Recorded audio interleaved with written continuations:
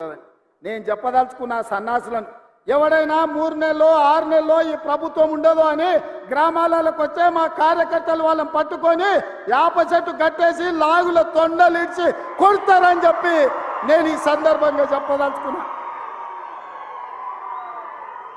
ఆ సన్నాసుడు అంటుండు ఎన్నికల కంటే ముందు రేవంత్ రెడ్డి పేరు చెప్తే 3 సీట్లు రాకపోతుండే అని. నేను ఇవాళ ఈ వేదిక మీద నుంచి ఆ సొల్లు వాగుడు వాగే కేటీఆర్కి సవాలు విసురుతున్నా. బిడ్డ ఇవాళ నేనే ముఖ్యమంత్రి, నేనే పిసిసి ప్రెసిడెంట్ను. రేపు రాబోయే పార్లమెంట్ ఎన్నికల్లో నేను సవాలు విసురుతున్నా. నీ చేతనైతే దమ్ముంటే నువ్వు మగోడు అయితే ఈ తెలంగాణ రాష్ట్రంలో బిడ్డ ఒక్క సీటు గెలిచి చూపించు. నీ అయ్యా నువ్వు వస్తావో నీ అయ్య వస్తాడో మా కార్యకర్తలు చూసుకుంటారు. బిడ్డ నువ్వు అనుకుంటున్నావా అల్లా తప్పగాడని? అల్లా తప్పగాలం కాదు, అవులగాలలాక అయ్య పేరు చెప్పుకొని కుర్చీలో కూర్చోలేదు సన్నాసోడా.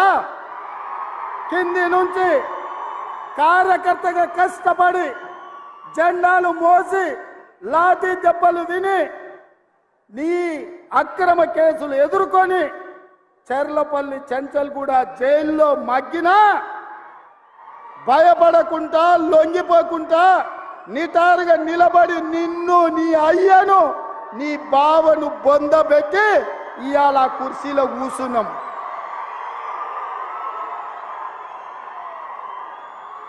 ఈ కుర్చీ ఇనాం కింద వచ్చింది కాదు, ఈ కుర్చీ అయ్య పేరు చెప్తే వచ్చింది కాదు బిడ్డ.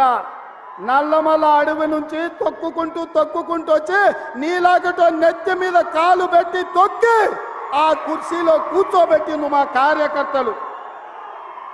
ఇవాళ కుర్చీ ఉందంటే అది మా కార్యకర్తల త్యాగం. ఇవాళ కుర్చీ ఉందంటే మా కార్యకర్తల పోరాటం.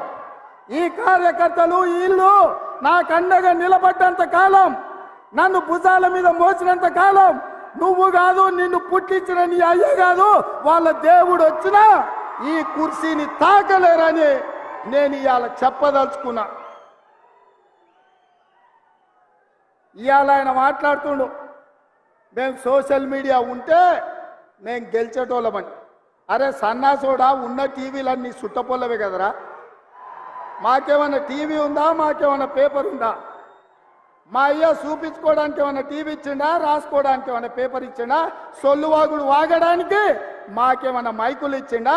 సాయంత్రం పూట సేద రీయడానికి జూబ్లీహిల్స్లో సినిమా వాళ్ళ గెస్ట్ హౌస్లు ఏమన్నా మాకు ఇచ్చిండా? ఏమిచ్చిండా? మా కార్యకర్తలు కష్టపడితే, మా కార్యకర్తలు నిలబడి కొట్లాడితే మాకు ఇవాళ ఈ అధికారం వచ్చింది. ఇవాళ నువ్వు చేసే తప్పుడు పనులు మా కార్యకర్తలు సోషల్ మీడియాలో పెట్టారు. మాకు ఆ ట్యూబ్ అక్కర్లేదు, ఈ ట్యూబ్ అక్కర్లేదు, ఏ ట్యూబ్ అక్కర్లేదు.